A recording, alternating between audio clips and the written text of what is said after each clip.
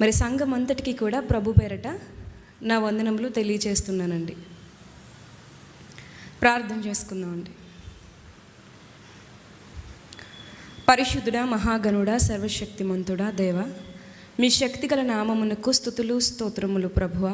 దేవా, అల్పులము అయోగ్యులము ప్రభువా, నేను ప్రభువా అని పిలుచుటకు మాకు అర్హత లేనప్పటికీ మమ్మును ప్రేమించి మీ కుమారులుగాను కుమార్తెలుగాను మాకు స్థానాన్ని ఇచ్చినందుకు మీకు స్తోత్రము తండ్రి.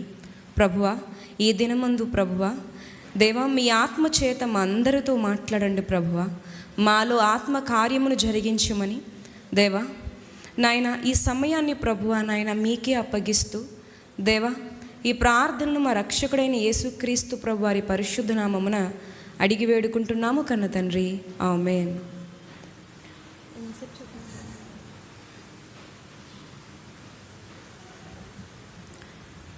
ప్రియమైన వారులారా, ప్రతి క్రీస్తు సంఘములో కూడా ప్రతి ఆదివారము తప్పకుండా జ్ఞాపకము చేసుకునేటువంటి ఒక వచనాన్ని చూద్దామండి. కొరింథీయులకు రాసినటువంటి మొదటి పత్రిక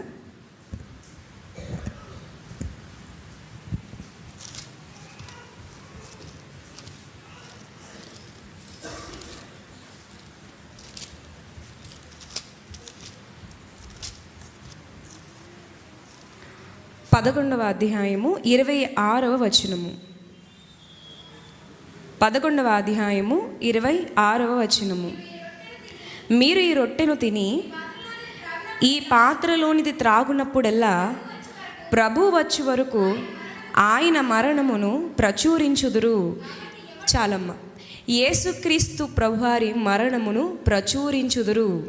ఇది ప్రతి క్రైస్తవుడికి క్రైస్తవురాలకి ఇవ్వబడినటువంటి ఒక ఆజ్ఞ, ఒక పని, ఒక కర్తవ్యం. మనమందరం కూడా యేసుక్రీస్తు ప్రభువారి మరణం గురించి ప్రచురణ చేయాలి. ఇది మనందరి భుజాల మీద ఉన్నటువంటి భారం. అయితే యేసుక్రీస్తు ప్రభువారి గురించి మరి ప్రచురణ చేయడానికి మనం ఎలాంటి మార్గాలు ఎన్నుకున్నాము? ఎన్ని విధాలుగా యేసుక్రీస్తు ప్రభువారి యొక్క జననము గురించి, మరణము గురించి, పునరుద్ధానము గురించి చెబుతున్నాము సమాజానికి అంటే వ్యక్తిగతంగా సువార్త ప్రకటిస్తున్నాము. ఇక 2, బహిరంగ సభల ద్వారా అనేక మందికి క్రీస్తును గూర్చినటువంటి గొప్పతనాన్ని చెబుతున్నాము.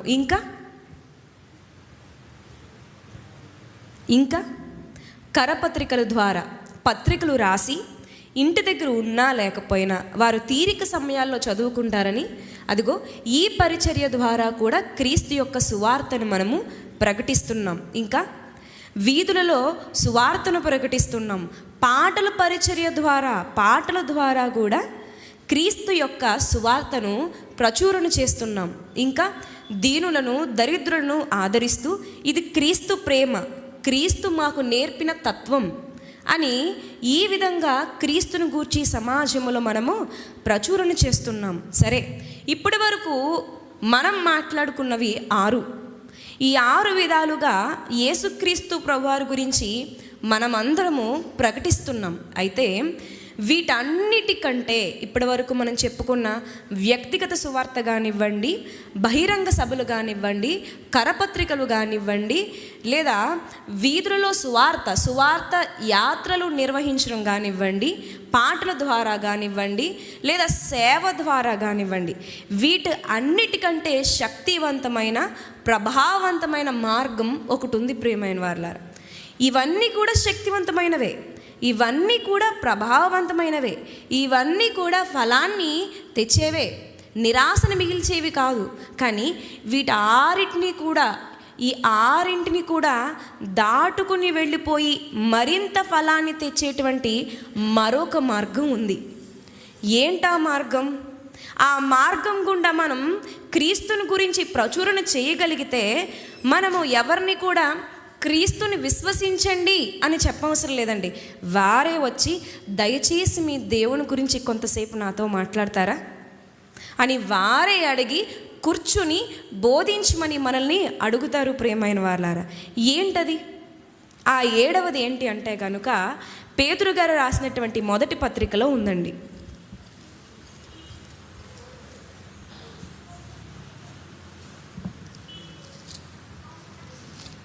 పేతురు గారు రాసినటువంటి మొదటి పత్రిక 3వ అధ్యాయము ప్రారంభ వచనాలు.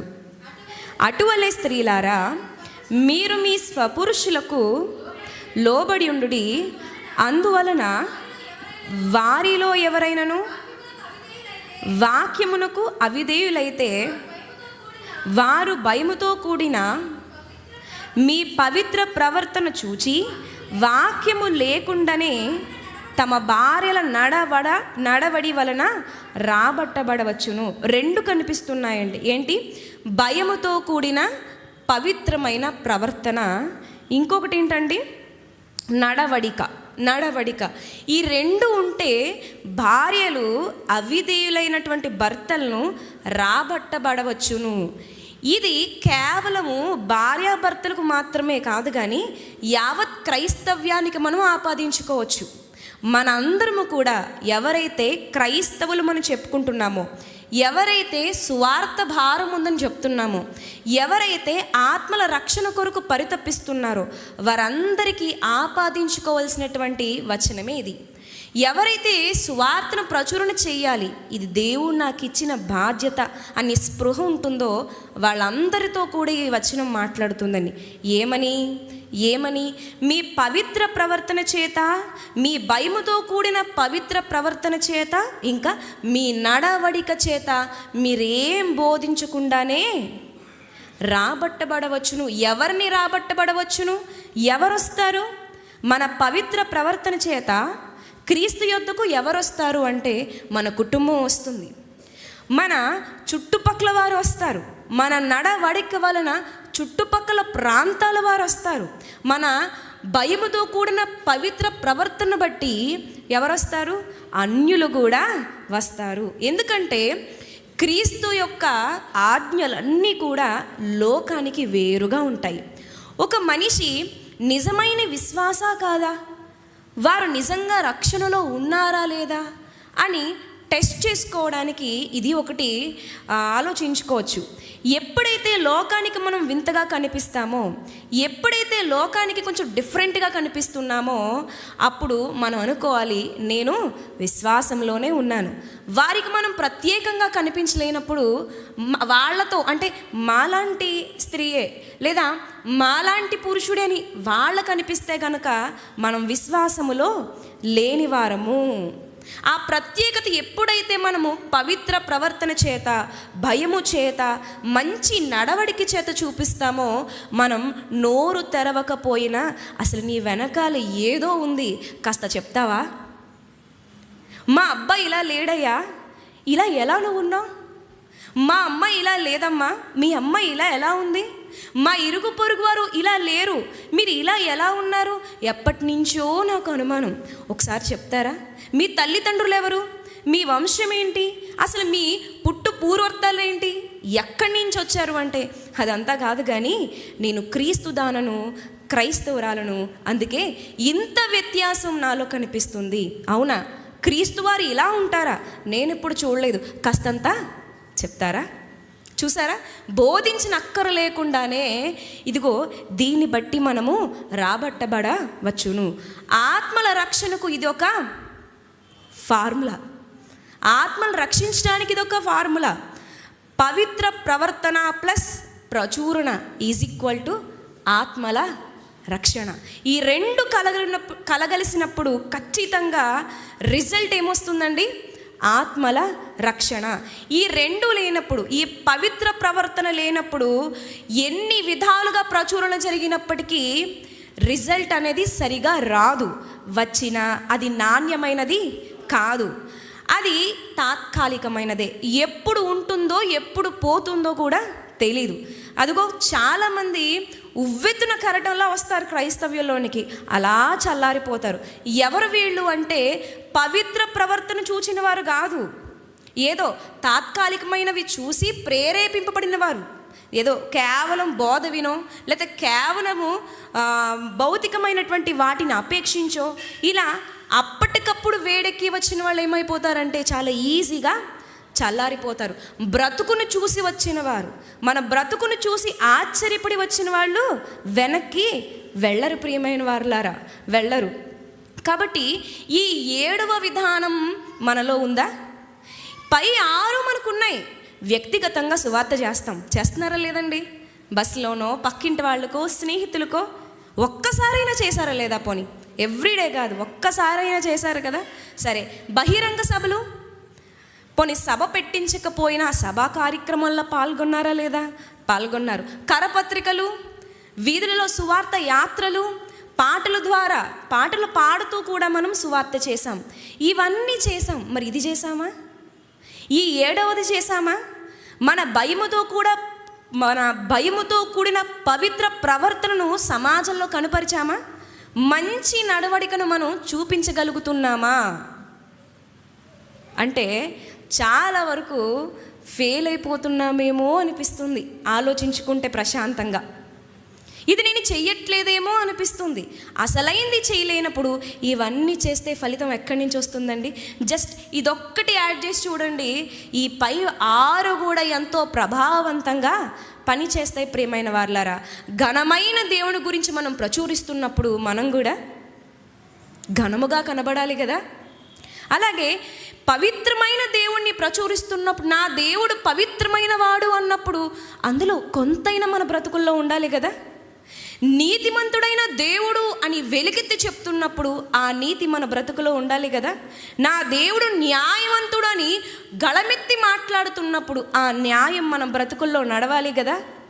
అప్పుడే కదా ప్రభావం ఉంటుంది. ప్రకటిస్తున్నది మన బ్రతుకులో లేనప్పుడు ఎవరు దాన్ని పట్టించుకోరు. ప్రియమైన వారలారా, నిజంగా ఎవరైతే ఇదిగో పాటిస్తూ ఘనమైన దేవుని గురించి నేను ప్రకటిస్తున్నాను కదా, అలా నేను లేకపోతే ఎలా? అలా లేని బ్రతుకుతో ఆయన్ని చెప్పడానికి నేను సరిపోను, నా బ్రతుకు నేను మార్చుకుంటానని దేవునికి తగ్గట్టుగా ఎవరైతే మార్చుకుంటారో వారి యొక్క జీవితం చాలా ప్రభావవంతంగా ఉంటుంది. ప్రియమైన వారలారా, అలాంటి వారు ఒక్కరు చాలు, 100 మంది అవసరం లేదు దేవునికి. అలా ఒక్కరు చాలు, అనేక మందిని వారి ద్వారా దేవుడు ఆకర్షించుకుంటాడు. ప్రియమైన వారలారా, దీని గురించి ఇంకా తెలుసుకుందాము. నిర్గమకాండంలో కొంతమంది జీవితాల ద్వారా మన జీవన శైలి ఎంతగా మనుషులపై ప్రభావం చూపిస్తుందో మరి కొన్ని మాటలు మనము జ్ఞానించుకుందామండి. నిర్గమకాండము 18వ అధ్యాయము, నిర్గమకాండము 18వ అధ్యాయము 1-2 వచనములు. దేవుడు మోషేకును తన ప్రజలైన ఇశ్రాయేలుకును చేసినదంతయు, యెహోవా ఇశ్రాయేలును ఐగుప్తు నుండి వెలుపలికి రప్పించిన సంగతియు, మిద్యాను యాజకుడును మోషే మామయునైన ఈత్రో వినినప్పుడు, మోషే మామయ్యైన ఆ ఈత్రో తన యొద్దకు పంపబడిన మోషే భార్య అయిన సిప్పోరాను ఆమె 2 కుమారులను తోడుకుని వచ్చాను. ఇదిగో, దేవుని పర్వతము మీ మిద్యాను దేశానికి చాలా సమీపంగా ఉంది, ఇంచుమించుగా ఒక 15-20 కిలోమీటర్లు. సరే, అల్లుడు గారు దగ్గరలోనే ఉన్నారు. ముందు ఎక్కడికి వెళ్ళారు? ముందు ఐగుప్తు దేశానికి వెళ్ళారు. ఇదిగో మనకు సమీపంగానే ఉన్నారు అని ఈత్రో ఏం చేస్తున్నాడంటే తన యొక్క కుమార్తెను, ఆ యొక్క కుమార్తె బిడ్డలను తీసుకుని మోషే గారికి అప్పగించడానికి వెళ్ళాడు. ఆ వెళుతున్నప్పుడు మోషే గారికి ఇంకా తన మామైన ఈత్రో గారికి జరిగిన సంభాషణ చూద్దాం. ఇందుకీ ఎవరి ఈత్రో, ఈయన ఎవరు అని ఆలోచిస్తే, ఈయన యొక్క మిద్యాను ఆ ప్రాంతానికి ఈయన ఒక యాజకుడు, అన్య దేవతలను పూజించేటువంటి ఒక యాజకుడు, భక్తుడు కాదండి, యాజకుడు. ఇక్కడ బోధకుడు ఎంత ప్రధానమైన వాడో ఈత్రో కూడా ఆ మిద్యాను ప్రాంతంలో చాలా ప్రధానమైన వాడు. అది మనసులో పెట్టుకుందామండి.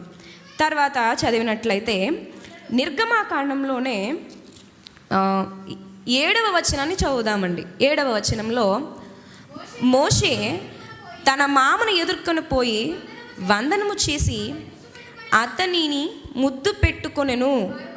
వారి ఒకరి క్షేమం ఒకరు తెలుసుకొని గుడారంలోనికి వచ్చిరి. తరువాత మోషే యెహోవా ఇశ్రాయేలు కొరకు ఫరోకును ఐగుప్తీయులకును చేసినదంతయు. చూసారా, మోషే గారు జరిగింది చెప్తున్నాడు. ఏంటి? ఇశ్రాయేలు కొరకు ఫరోకు ఐగుప్తీయులకు చేసినదంతయు త్రోవలో తమకు వచ్చిన కష్టము యావత్తును యెహోవా తమ్మును విడిపించిన సంగతియు తన మామతో వివరించి చెప్పాను. విషయం జనరల్గా చెప్తున్నాడండి. జనరల్గా అక్కడ నేను వెళ్ళాను కదండి, మీకు చెప్పేసి వెళ్ళాను కదా. నేను వెళ్ళిన తర్వాత అక్కడ ఏం జరిగిందంటే, అక్కడి నుంచి వచ్చిన తర్వాత మేము ఎలాంటి కష్టాలు పడ్డామంటే, మేము అలా కష్టాలు పడుతున్నప్పుడు దేవుడు ఎలా ఆదరించాడంటే జనరల్గా చెప్తున్నాడు. అలా చెప్తున్నప్పుడు ఏం జరిగింది అంటే కనుక 9వ వచనంలో, యెహోవా ఐగుప్తీయుల చేతిలో నుండి విడిపించి ఇశ్రాయేలుకు చేసిన మేలంతటిని గూర్చి ఇత్రో సంతోషించెను. మరియు ఇత్రో ఐగుప్తుల చేతిలో నుండి ఫరో చేతిలో నుండి మిమ్మును విడిపించి ఐగుప్తుల చేతుల క్రింద నుండి ఈ ప్రజలను విడిపించిన యెహోవా స్తుతింపబడునుగాక. స్తుతిస్తున్నాడు. స్తుతించిన తర్వాత ఇంకేం జరిగింది? ఇంకా జరిగింది. ఐగుప్తీయులు గర్వించి ఇశ్రాయేలు మీద చేసిన దౌర్జన్యమును బట్టి ఆయన చేసిన దానిని చూచి యెహోవా సమస్త దేవతల కంటే గొప్పవాడని ఇప్పుడు నాకు తెలిసినదనెను. ఏం మాట అండి ఇది? అసలు ఏం మాట ఇది? సమస్త దేవతల కంటే ఎన్నో సంవత్సరాల నుంచి తను యాజకుడిగా పనిచేస్తున్న ఆ దేవతలన్నిటికీ పైగా ఎవరిని పెట్టాడు? ఇత్రో యెహోవా దేవుని పెట్టాడు. చెప్పాడా మోషే గారు, మామగారు, మా యొక్క యెహోవా గొప్పవాడు, మీరు రండి, మీరు స్తుతించండి అని చెప్పాడా? చెప్పలేదు. జరిగింది చెప్పాడు జనరల్గా. ఆ జరిగింది వింటున్నప్పుడు ఈయన అంటున్నాడు, నేను పూజిస్తున్న దేవతల్లో నేను ఎప్పుడు ఇది చూడలేదు. నేను పూజిస్తున్న దేవతలందరికంటే కూడా ఇదిగో యెహోవా గొప్పవాడని స్తుతిస్తూ నేను అంటున్నాను. ఇప్పుడు తెలుసుకున్నాను. ఇప్పుడు తెలుసుకోవడం ఏంటి? మోషే గారు ఎప్పటి నుంచో ఉన్నారుగా. అంటే ఈయనకి ఎప్పటి నుంచో అనిపిస్తుంది, కానీ రూఢిపరచుకోవట్లే. ఎప్పటి నుంచో అనిపిస్తుంది, రూఢిపరచుకోవడం లేదు. ఇంక ఇన్ని ఆశ్చర్యకార్యాలు ఎప్పుడైతే చూశాడో ఇంక రూఢిపరుచుకున్నాడు. సరే, ఆశ్చర్యకార్యాల వలన ఇప్పుడు రూఢిపరుచుకున్నారు. మరి ముందెందుకు గొప్పవాడుగా అనిపించాడు? ముందు ఇవన్నీ జరగలేదుగా.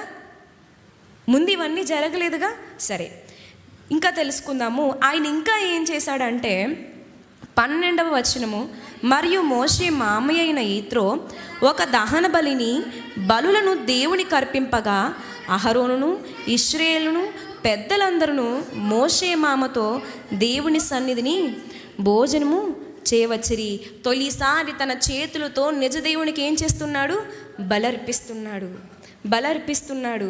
యిత్రోకి ఇంత ధన్యకరమైనటువంటి ఈ పరిస్థితిలోకి ఎలా వచ్చాడు అంటే, అల్లుడు కదండి, 40 సంవత్సరాలు సహవాసం కదండి, మేబీ మా అల్లుడు గారి దేవుడు కదా, ఒకసారి బలి చేద్దాంలే అనుకున్నాడంటారా?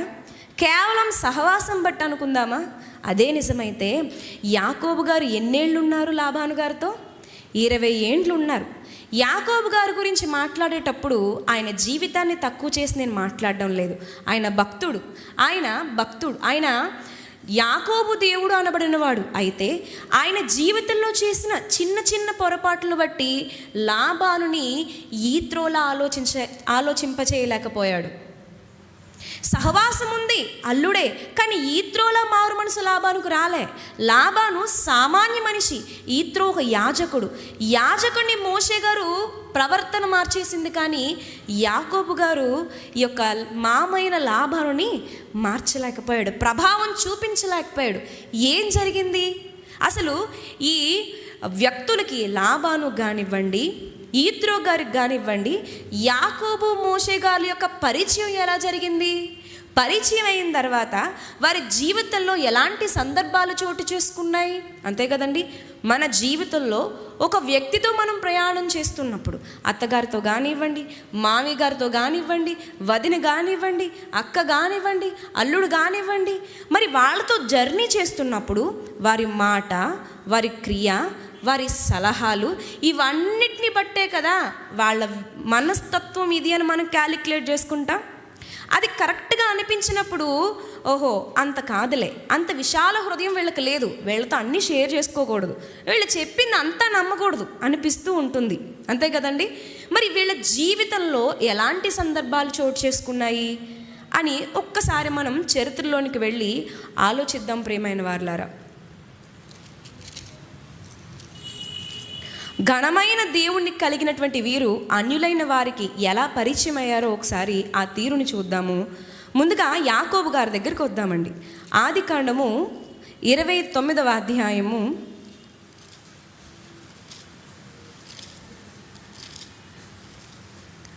29వ అధ్యాయము 29వ అధ్యాయంలో ఇక యాకోబు గారు ఒక పొలము దగ్గర ఒక బావి కనబడుతుంది, అక్కడ ఉంటారు. అక్కడ ఉన్న తర్వాత ఆ మందకాపరులతో మాట్లాడతారు. మందకాపరులతో మాట్లాడిన తర్వాత తన బంధువు ఇక్కడే ఉన్నాడన్న సమాచారం యాకోబు గారు తెలుసుకుంటారు. ఇంతలో ఈ యొక్క రాహేలు అక్కడికి వస్తుంది. వచ్చిన తర్వాత రాహేలుకు యాకోబు గారు సహాయం చేస్తారు. సహాయం చేసిన తర్వాత ఏం జరిగింది అంటే 29వ అధ్యాయము 13వ వచనంలో లాబాను తన సహోదరి కుమారుడైన యాకోబు సమాచారమును వినినప్పుడు అతనికి ఎదుర్కొనుటకు పరిగెత్తుకుని వచ్చి అతని కౌగిలించి ముద్దు పెట్టుకొని తన ఇంటికి తోడుకొని పోయాను. అతడు ఈ సంగతులన్నీ లాబానుతో చెప్పాను. అప్పుడు లాబాను, నిజముగా నీవు నా ఎముకయు నా మాంసమునై ఉన్న. ఏం చెప్పాడంటారు? ఈ సంగతులన్నీ, ఏ సంగతులైతే చెప్పాడో ఆ సంగతులు విన్న తర్వాత నువ్వు నా బంధువే అని లాబాను అంటున్నాడు. ఏం చెప్పుంటాడంటే ఏముందండి, చరిత్ర చెప్పుంటాడు, తన తల్లిదండ్రుల గురించి చెప్పుంటాడు. ఇదిగో మా తాతగారు అబ్రహాము, మరి నా తల్లి గారిని ఇలా తీసుకొచ్చాడు, ఈ చరిత్ర అంతా నాకు తెలుసు అంటే మరి నువ్వెలా వచ్చావు? గతంలో నీ తండ్రి నా సోదరిమణిని పెళ్లి చేసుకోవడానికి, వివాహం చేసుకోవడానికి రాలేదు, ఇంటిలో పెద్దదాసుని పంపించాడు. అబ్రహాము గారు తన కొడుకుని ఇక్కడికి పంపడానికి ఒప్పుకోలేదు. మరి నువ్వు ఎలా వచ్చావు? ఏ కారణం చేత వచ్చావు? నీ వెనకాల దాసులు లేరు, లేదా ఆ హడావిడి ఏం లేదు. ఏం జరిగింది అంటే చెప్పాలి కదండి, జరిగింది చెప్పాలి కదా. ఇదిగో నా తండ్రికి నేను అబద్ధం చెప్పి మోసం చేశాను, ఇలా జరిగింది.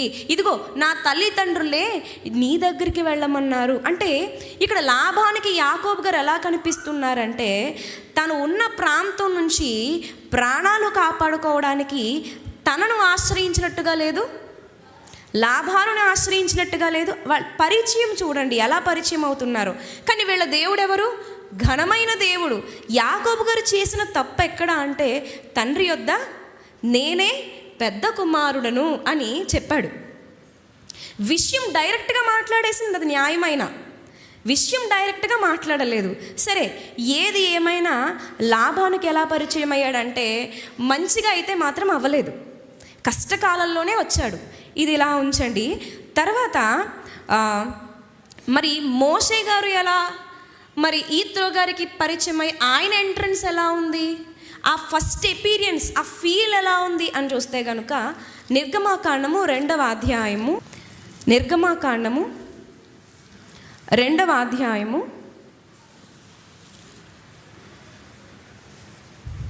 15వ వచనం నుంచి చదువుకుందామండి. 15వ వచనంలో ఫరో ఆ సంగతి విని మోషేను చంప చూచెను గాని మోషే ఫరో ఎదుటి నుండి పారిపోయి మిద్యాను దేశంలో నిలిచిపోయి ఒక బావి వద్ద కూర్చుండును.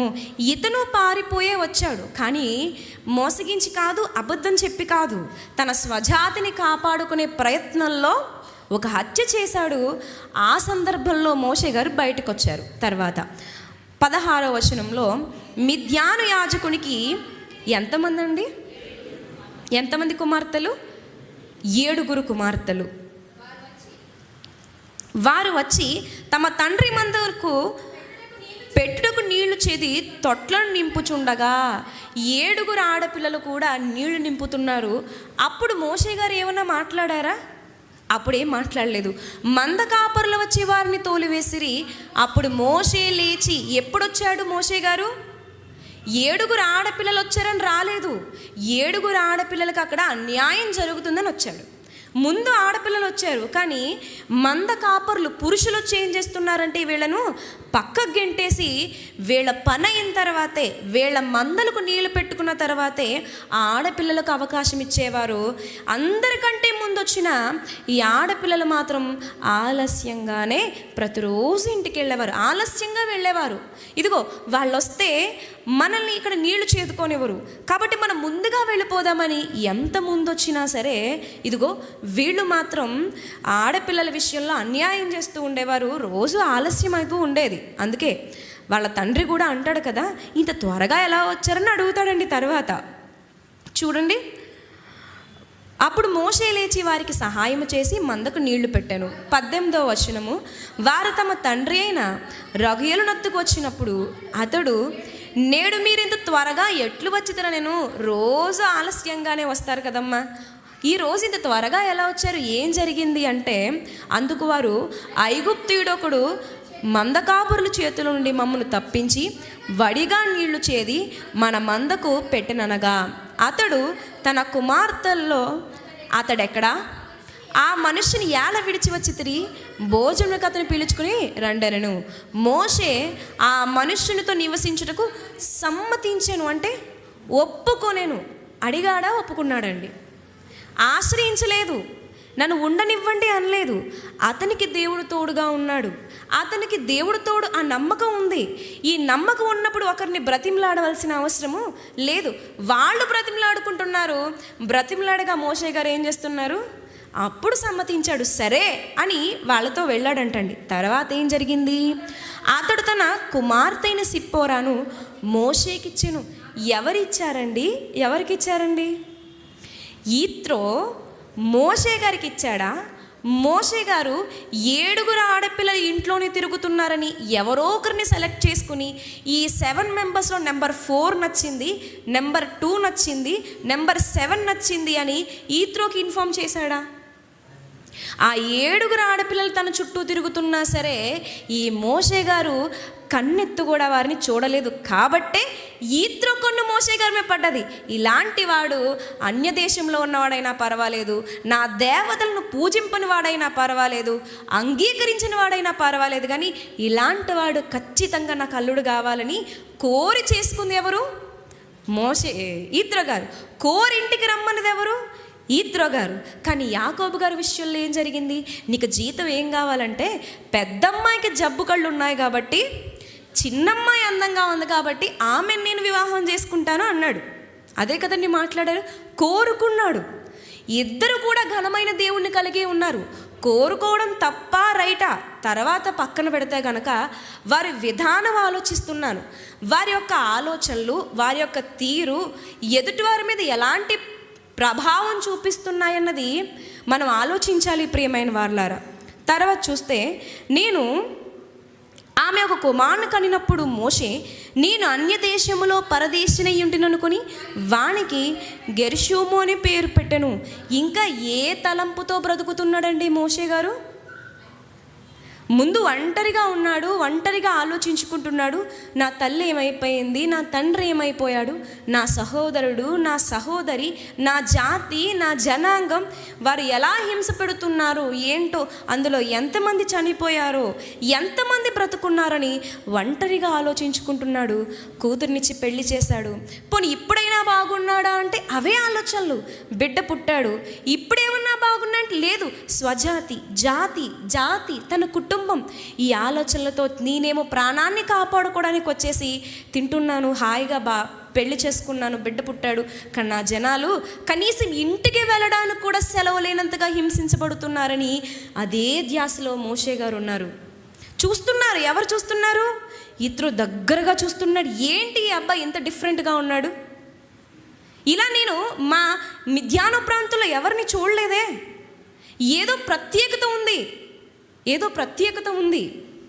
ఉంది అని ఈత్రో గారు మోషే యొక్క ప్రవర్తనను బట్టి ప్రభావం చెందుతూ వచ్చారు. భయముతో కూడిన పవిత్రమైన ప్రవర్తన, మంచి నడవడిక ఈత్రోని కొంచెంగా లోపల నుంచి మార్పు తీసుకొస్తుంది ప్రియమైన వారలారా.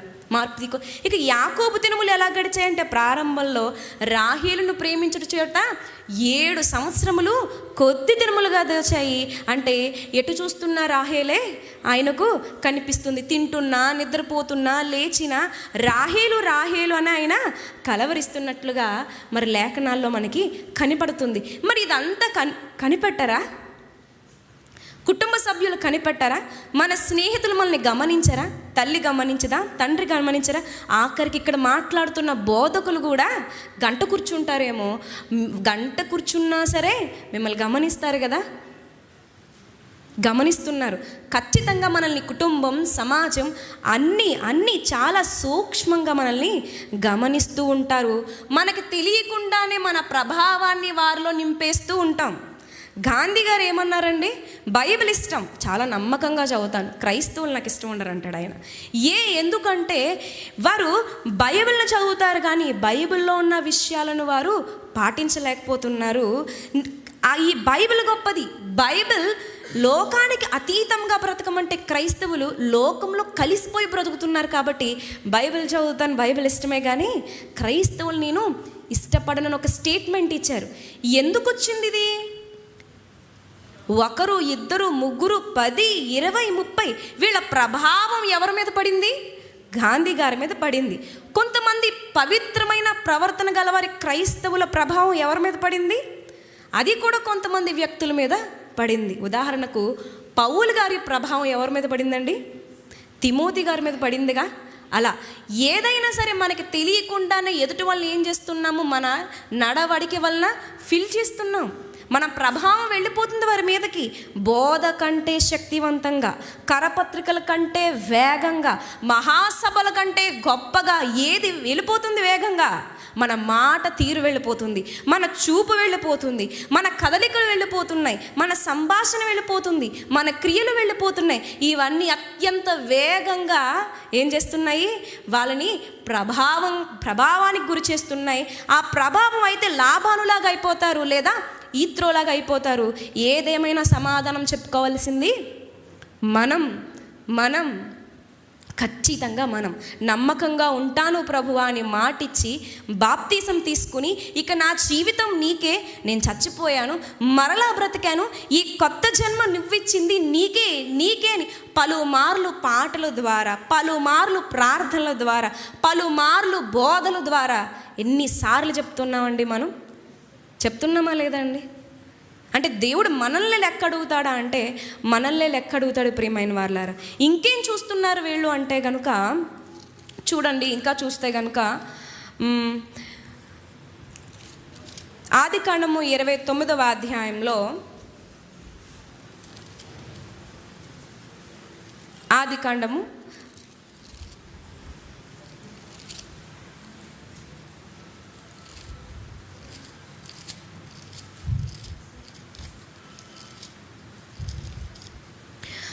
31వ అధ్యాయాన్ని చూద్దామండి. ఆదికాండము 31వ అధ్యాయంలో తన భార్యలను పిలిచి యాకోబు గారు మాట్లాడుతున్నారు. ఏమని? 5వ అధ్యాయము లాస్ట్ వచనంలో దేవుడు నాకు తోడయుండెను అని చెప్తారు. 7వ అధ్యాయం లాస్ట్ వచనంలో ఆయనను దేవుడు అతని నాకు హాని చేయనీయలేదు, అంటే నాతో దేవుడున్నాడు, నాకు తోడుగా దేవుడున్నాడు అని, దేవుడు ఉన్నాడు అని తన భార్యలతో చెప్తూ, ఇదిగో దేవుడు నన్ను పిలుచుకున్నాడు అని 11వ వచనంలో ఆయన మాట్లాడుతున్నాడు. చూడండి, ఆ స్వప్నమందు దేవుని దూత యాకోబు అని నన్ను పిలవగా, చిత్తము ప్రభువా అని చెప్పి తిని, అప్పుడు ఆయన, నీ కన్నులెత్తి చూడుము, గొర్రెలను దాటుచున్న పొట్టేళ్ళన్నయు చార్లైనను పొడలైనను మచ్చలైనను గలవి, ఏలయనగా లాభాను నీకు చేయుచున్న యావత్తును చూచి తిని, నీవెక్కడ స్తంభం మీద నూనె పోసితివో, ఎక్కడ నాకు మ్రొక్కుబడి చేసితివో ఆ బేతేలు దేవుడను నేనే. ఇప్పుడు నీవు లేచి ఈ దేశంలో నుండి బయలుదేరి నీవు పుట్టిన దేశంలో తిరిగి వెళ్ళమని నాతో చెప్పిన నేను. దేవుడు నాతో మాట్లాడాడు, దేవుడు నాకు తోడై ఉన్నాడు, దేవుడు నాకు హాని చేయనివ్వలేదు. ఇదంతా దేవుడు అని చెప్పి వెళ్ళిపోయేటప్పుడు ఏం చేశాడు చూడండి. 20వ వచనంలో యాకోబు తాను లాభానుకు తెలియచేయక పోవుట వలన అతని మోసపుచ్చిన వాడని చెప్పకపోవడం వల్ల మరలా ఎలాంటి ముద్ర వేసుకున్నాడు? ఆయన మోసం చేసిన వాడైపోయాడు. 20 సంవత్సరాలు నా దగ్గర పెట్టుకున్నాను, నా పేరు చెప్పకపోతే యాకోబుకి స్థానం ఏది ఇక్కడ? నా పేరు చెప్పే కదా 20 సంవత్సరాలు నా దగ్గర పెట్టుకున్నాను. మంచి చేశాడో చెడు చేశాడో మొత్తానికి లాభాను గారి పేరు చెప్పి 20 సంవత్సరాలు అక్కడ ఉన్నాడు ఆయన. తన 2 కూతుర్ని ఇచ్చాడు ఆయన. చెప్పాల్సిన బాధ్యత లేదా అని ఆయన అనుకుంటాడు కదా. మొత్తానికి చెప్పకపోవడం వల్ల లాభాను దృష్టికి ఏమైపోయాడు? మోసగాడైపోయాడు. మోసగాడు. దేవుడు ఉన్నాడు అని చెప్పింది యాకోబే. అదే ధైర్యంతో ఇది భార్యలకు చెప్పిన రీతిగా మరి లాభాను గారికి కూడా చెప్తే లాభాను ఆపగలడా? ఆపలేడు. దేవుడు రమ్మన్నప్పుడు ఏ మనుష్యుడు ఆపలేడు ప్రియమైన వారలారా. కానీ అక్కడ జరిగిన చిన్న చిన్న పొరపాటు లాభాన్ని ప్రభు వైపు నడిపించలేకపోయింది.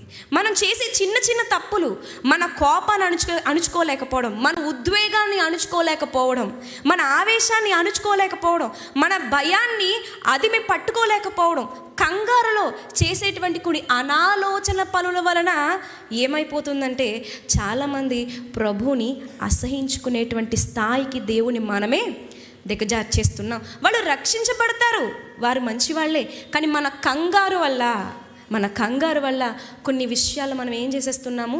అనాలోచనగా ప్రవర్తిస్తున్నాము. ప్రార్థనా జీవితం తక్కువైనప్పుడు ఇలాంటి కంగారులు ఎక్కువగా వస్తూ ఉంటాయి జీవితంలో. దేవునితో మంచి సహవాసం ఉందనుకోండి, అంత కంగారు పుట్టదు అన్నిట్లకి. ప్రార్థన అనేది మనం ఎప్పుడు దేవునితో సహవాసము కలిగి ఉండాలి ప్రియమైన వారలారా. జస్ట్ టాపిక్ వచ్చింది కాబట్టి చిన్న విషయం చెప్పానంతే. ఇది తర్వాత ఆలోచిస్తే కనుక మోషే గారు అలా కాదు, చెప్పి వెళతారండి. చూద్దాం. నిర్గమాకాండము 4వ అధ్యాయము 18వ వచనంలో చదవండమ్మా. తన మామయ్యని ఇత్రో యొద్దకు తిరిగి వెళ్ళి, సెలవైన ఎడల మీరు సెలవిస్తే నేను వెళ్ళి వారు క్షేమంగా ఉన్నారేమో చూస్తాను, వెళ్తాను అని సెలవు పుచ్చుకుని మోషే గారు వెళ్తున్నాడు. ఇంకా ఏం చూసారంటే, ముగించేసుకుందాము. ఇంకా వీళ్ళు ఏం చూసారంటే వీళ్ళ వివాహ వ్యవస్థను, వీళ్ళ వివాహ తీరును, వీరి కుటుంబ నాయకత్వాన్ని కూడా వీళ్ళు గమనిస్తున్నారండి. ముందుగా యాకోబు గారి దగ్గరికి వచ్చేద్దాం.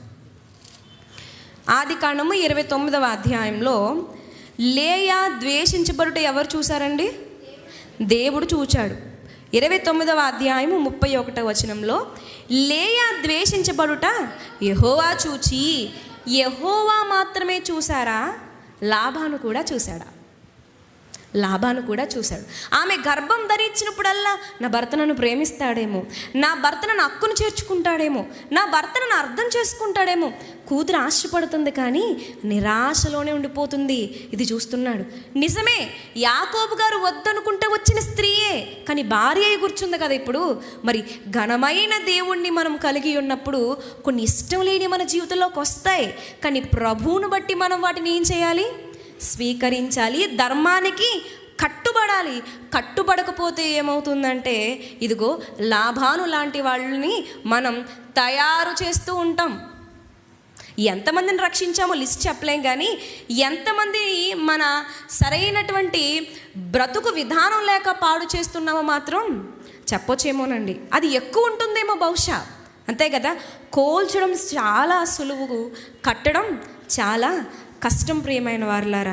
ఇంకా రాహేలుతో గొడవలు. రాహేలు ఏమంటుందండి? 30వ అధ్యాయం ప్రారంభ వచనంలో రాహేలు తాను యాకోబునకు పిల్లలు కనుకపోటు చూచి తన అక్క యందు అసూయపడి యాకోబుతో, నాకు గర్భఫలమిమ్ము లేనిడల నేను చచ్చెదన. నేను యాకోబు కోపము రాహేలు మీద రగులు కొనగా అతడు, నేను నీకు గర్భఫలము ఇయ్యకపోయినా దేవునికి ప్రతిగా నేను ఉన్నానా? నేను అసూయ చేత గొడవలు జరుగుతున్నాయి. కోపము యాకోబు గారికి రాహేలు మీద రగిలిపోతుంది. ఇదంతా ఎవరు చూస్తున్నారు? ఇది ఎవరి సంసారం? ఘనమైన దేవుని బిడ్డ సంసారం, ఘనమైన దేవుని బిడ్డ కుటుంబం. ఏమైపోతుంది ఇక్కడ? ఒక అన్యుడు చూస్తున్నాడు. మరి మోషే గారి విషయానికి వస్తే కనుకండి, నిర్గమాకాండము 4వ అధ్యాయము 25వ వచనంలో సిప్పోరా అంటే దానికంటే ముందు 24 నుంచి చూద్దామండి. అతడు పోవు మార్గమున సత్రములో యెహోవా అతని ఎదుర్కొన అతని చంప చూడగా సిప్పోరా వాడిగల రాయి తీసుకుని తన కుమారునికి సున్నతి చేసి అతని పాదము యొద్ద అది పడవేసి, నిజముగా నీవు నాకు రక్త సంబంధమైన పెనివిటివైతివనెను. చాలండి. ఇక్కడ నేను అనుకునేది ఏంటంటే గనుక దేవుడు మోషే గారిని చంపాలని వచ్చినప్పుడు ఈమెకు వెంటనే స్ట్రైక్ అయింది, ఖచ్చితంగా నా భర్త ఏ తప్పు చేయలేదు, కానీ ఏ తప్పు జరిగితే నేను అడ్డుపడిన సున్నతి అయి ఉండాలంటుంది. నువ్వు రక్త సంబంధమైన పెనిమిటివైతివి అని మాట్లాడుతుంది. అంటే ఈ సున్నతి గురించి ఆయన మాట్లాడుతున్నప్పుడు బహుశా అంటే ఆ సున్నతి పద్ధతి ఈమెకు ఇబ్బందికరంగా ఉండుండొచ్చు, మొత్తానికి బిడ్డ కాబట్టి. ఏదేమైనప్పటికీ తన తప్పు, ఇది నా తప్పు అని గ్రహించుకుంది, భర్త ప్రాణాలు కాపాడుకుంది. మోషే గారు ముందే గొడవ పెట్టొచ్చుగా, రాధాంతం చేయొచ్చు, అదేం జరగలేదా అంటే జరగలేదు. ఆయన చెప్తున్నాడు, ఈమె వినట్లేదు. మరి దేవుడు తన ఉగ్రతను ఎవరి మీద చూపించాలి? అన్యురాల మీద చూపిస్తాడా? చూపించకూడదు. ఆమెకి తెలీదు. ఇంకా మోషే గారి నచ్చ చెప్పి దాన్ని ఖచ్చితంగా జరిగించని ఇంకా ఎక్కువ మోషే గారే చెప్పాలి. కానీ ఈ యొక్క మరి మోషే గారు మరి ఆ విషయంలో మరి ఎంతవరకు చెప్పారు ఏంటనేది పక్కన పెడితే, ఈమె మాత్రం తన తప్పు అయితే తెలుసుకుంది. ఎలా తెలుసుకుందంటే తన భర్త మీద ప్రేమతోనే తెలుసుకుంది, తన భర్తను కాపాడుకొనుటకే తెలుసుకుంది. ఇదంతా ఎవరు చూస్తున్నారండి? ఇద్దరు చూసి చెప్పదా? ఇంటికి వెళ్ళిపోయింది, ఇంటికి పంపించేస్తాడు మోషే గారి తర్వాత. ఈ విషయాలని చెప్పదా? ఇదిగో యెహోవా దూత నా భర్తను చంపడానికి వచ్చింది, నేను క్షణం ఆలస్యం చేసుంటే నా భర్త చనిపోయి ఉండేవాడు, నేను వెంటనే వెళ్ళి నా బిడ్డకు సున్నతి చేశాను. దూత వెంటనే తన ఖడ్గాన్ని ఇంక ఏం చేయలేదు, క్షణాల్లో తప్పించుకున్న నా తప్పు వల్ల నా భర్తను నేను కోల్పోయేదాన్నేమో. ఇంత ప్రాణం మీదకి వచ్చే విషయం మరి మోషే అయినా నా బిడ్డ విషయంలో ఇలా భరించుకుంటూ వచ్చాడా? అయినా తన స్వదేశానికి తీసుకువెళ్తున్నాడా? ఇవన్నీ ఎవరు చూస్తున్నారంటే ఇత్రో చూస్తున్నాడండి. ఇలా మోషే గారిని దగ్గరగా చూశాడు, యాకోబు గారిని కూడా లాబాను దగ్గరగా చూశాడు. వారి జీవితంలో జరిగినటువంటి చిన్నవి కొన్ని పెద్దవి. మొత్తానికి ఏం జరిగింది అంటే లాబాను రక్షించబడలేకపోయాడు. లాబాను ఇదిగో ఈయన వలె మాట చెప్పలేకపోయాడు. కానీ ఈత్రో ఏం చెప్పాడంటే స్తుతించాడు, బలులు అర్పించాడు, నా దేవతలందరికంటే కూడా గొప్పవాడు అని మాట్లాడగలిగాడు. ప్రియమైన వారలారా, ఏది ఏమైనప్పటికీ మోషే గారి జీవితం ఈత్రో గారి జీవితాన్ని మార్చేసింది. ఏం చేశాడు అంటే పేతురు గారు రాసిన మొదటి పత్రికలో ఉన్నటువంటి ఒకటే చేశాడు, తన భయముతో కూడిన పవిత్ర ప్రవర్తనను తన జీవితంలో చూపించాడు, ఇంకా మంచి నడవడికను చూపించాడు. తద్వారా ఏమి చెప్పకుండానే మరి వారి కుటుంబకుల వంశీకులందరినీ కూడా రక్షించుకోగలిగాడు. ప్రియమైన వారలారా, కాబట్టి ఈ శక్తివంతమైన ఆయుధాన్ని మనం ఖచ్చితంగా ధరించుకోవాలి. సామెతల గ్రంథము 4వ అధ్యాయం 23వ వచనంలో ఒక మాట ఉంటుందండి. ఏంటది? సామెతల గ్రంథము 4వ అధ్యాయము 23వ వచనము, నీ హృదయములో నుండి జీవదారులు బయలుదేరును, కాబట్టి అన్నిటికంటే ముఖ్యముగా నీ హృదయమును భద్రముగా కాపాడుకొనుము. హృదయం భద్రంగా లేకపోతే హృదయంలో నుంచి ఏ మాట క్రీస్తు గురించి చెప్తారో, పునరుద్ధానం గురించి చెప్తారో, లేకపోతే మర్మాలు చెప్తారో, ఎవరికి తెలియని ఏం చెప్తారో చెప్పండి, అందులో జీవం మాత్రం ఉండదు. ఆ జీవం ఉండాలంటే హృదయాన్ని కాపాడుకోవాలి. హృదయం అంటే హృదయాన్ని పవిత్రంగా ఉంచుకోవాలి. ప్రియమైన, అప్పుడు మన మాటకు శక్తి ఉంటుంది, మన యొక్క జీవితం కూడా అనేక మందికి ప్రభావవంతంగా ఉంటుంది. ఈ మాటలన్నీ కూడా మీరు ఆలోచించి ఈ యొక్క శక్తివంతమైనటువంటి పవిత్ర జీవితాన్ని కలిగి ఉండాలని ముగిస్తున్నాను. ప్రార్థన చేసుకుందాము. మహాగణుడా, మా ప్రియ పరలోకపు తండ్రి, దేవా, లేఖనాల ద్వారా మాతో మాట్లాడినందుకు గాను మీకు స్తుతులు తండ్రి. ప్రభువా, ఎప్పటికప్పుడు మా పవిత్ర జీవితం గురించి హెచ్చరిస్తూనే ఉన్నారు ప్రభు. మేము విని విడిచిపెట్టిన వారమైతే దేవా మా జీవితము తండ్రి నాయన కాలగర్భంలో కలిసిపోవలసిందే ప్రభువా. నాయన అనేక మంది భక్తులు, మిషనరీస్, ఇంకా ఎంతోమంది ప్రభువా ఇప్పటికీ జీవించే ఉన్నారు. క్రీస్తు రెండవ రాకడ వరకు వారు జీవించే ఉంటారు. మా బ్రతుకులు కూడా ప్రభువా క్రీస్తు రెండవ రాకడ వరకు మేము మరణించిన మా సాక్ష్యం మాత్రం జీవించేటట్లుగా మా బ్రతుకులను దేవా నాయన ముందుకు నడిపించమని యేసుక్రీస్తు ప్రభువారి పరిశుద్ధ నామమున ప్రార్థన అడుగుచున్నాము కన్న తండ్రి, ఆమేన్.